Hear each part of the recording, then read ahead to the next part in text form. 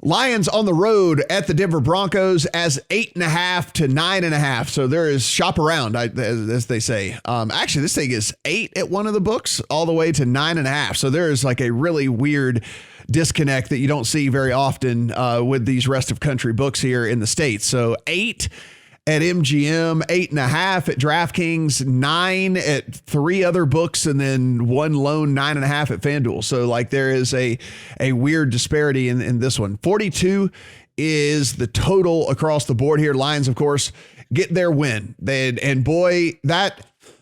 Steven, listen, I'm not going to sit here and try and handicap heart or handicap want or handicap any of that stuff like that. But I can tell you, you see the videos from that locker room, and we did our fair share of making fun of Dan Campbell on the preseason podcast. They love him. And we did our fair share of talking about some of the things that he said and how goofy it sounded and all that.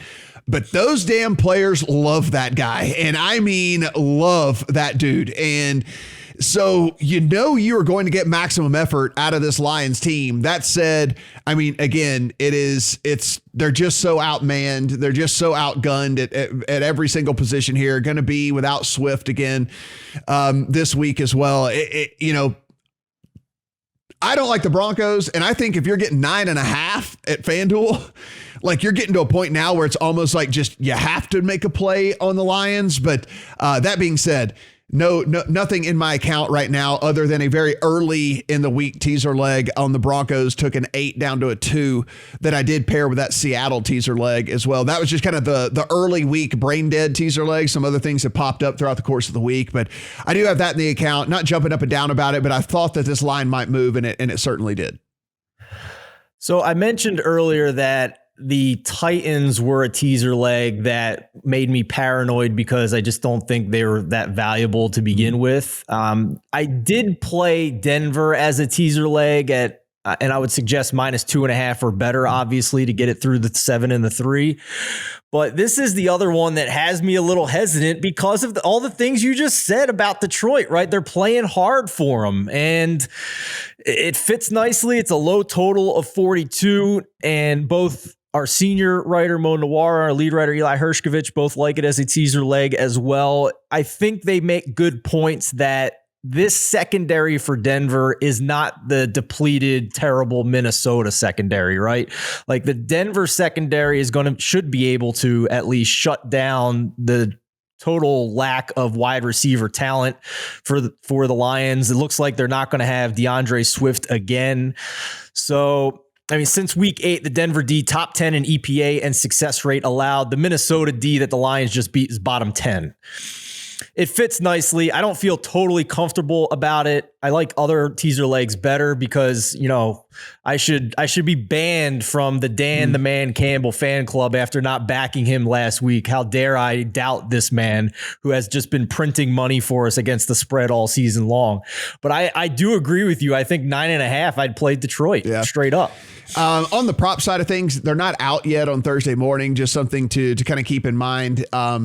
Since Jerry Jeudy has come back, Cortland Sutton is like persona non grata on that team. Yeah. He's getting about like a 10% target share since Jerry Jeudy came back in that lineup. So just about whatever they post this at, it would almost be an underlook unless they just egregiously adjust what numbers have been getting posted on Cortland Sutton. So just something from a prop standpoint to keep in mind when those numbers do get posted. And by the time you're watching this or listening to this, they probably will be. So just keep that in mind. Cortland Sutton just getting absolutely no looks from Teddy Bridgewater. Teddy Bridgewater love affair with everybody else except for Cortland Sutton. Brad, again, this thing started at 8.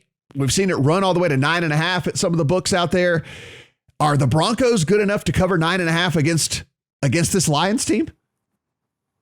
I don't have a strong view. I would say that Jared Goff outdoors with his little tiny hands is potentially something to be worried about.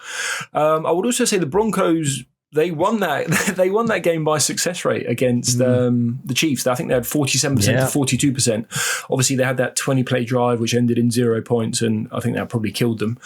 So, potentially they're undervalued here, as you say, that they've got the secondary that who's getting open. I mean, Josh Reynolds has been getting like 100 air yards a game at the minute, so maybe he's another prop one to look for the Lions, because him and Goff know each other from the LA days. But I don't have a strong view anything really here.